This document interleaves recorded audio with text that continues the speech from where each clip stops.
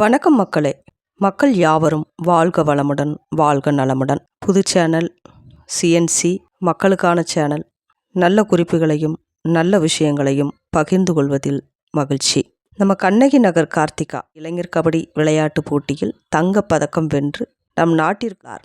கண்ணகி நகர் கார்த்திகா 2025 பக்ரைனில் நடந்த ஆசிய கபடி இளைஞர் விளையாட்டுப் போட்டியில் தங்கம் வென்ற பெண்கள் கபடி அணியின் துணைத் தலைவர் கார்த்திகா நமது இந்தியாவிற்கும் குறிப்பாக தமிழ்நாட்டிற்கும் பெருமை சேர்த்திருக்காங்க.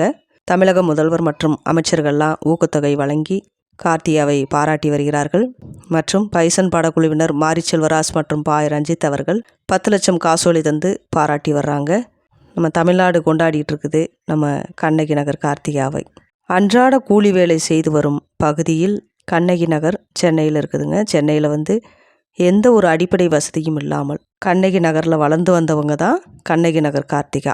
அரசு பள்ளியில் 12ஆம் வகுப்பு படிச்சுட்ருக்காங்க. தனது 6வது வகுப்பிலிருந்தே இந்த கபடி விளையாட்டில் ஒரு இன்ட்ரெஸ்ட் எடுத்து கபடி விளையாடிட்டு இருந்திருக்காங்க. அப்பா ரமேஷ் சென்ட்ரிங் வேலை, அம்மா சரண்யா தூய்மை பணியாளராக வேலை செய்து வருகிறாங்க. எவ்வளவு பெருமையாக இருக்குல்லங்க. ஈன்ற பொழுதின் பொழுதுவக்கும் தன் மகனை சான்றோன் என கேட்ட தாய். பிள்ளையை பெற்றெடுக்கும் போது ஏற்பட்ட மகிழ்ச்சியை விட கல்வியிலும் நல்லொழுக்கத்திலையும் அறிவிலும் நிறைந்தவராக இருக்கிறார் என அப்படி மற்றவங்க சொல்லும் போது வரும் பாருங்க ஒரு மகிழ்ச்சி. ஊர் போற்ற வாழும் பிள்ளைகளை பார்க்கும் பொழுது மிகவும் மகிழ்ச்சியாக இருக்கிறது. அதுவும் குறிப்பாக பெண் குழந்தைகள் ஒரு உத்வேகமாக வீட்டுக்கும் நாட்டுக்கும் பெருமை தேடி தரணும். இணைப்பாக விளையாடி இந்த வயசில் ஒரு சிறு வயதில் மிகப்பெரிய அளவில் இந்த கண்ணகி கார்த்திகாவை எங்களோடு நீங்களும் வாழ்த்த வேண்டும். வாழ்க வளமுடன், வாழ்க நலமுடன். நன்றி, வணக்கம்.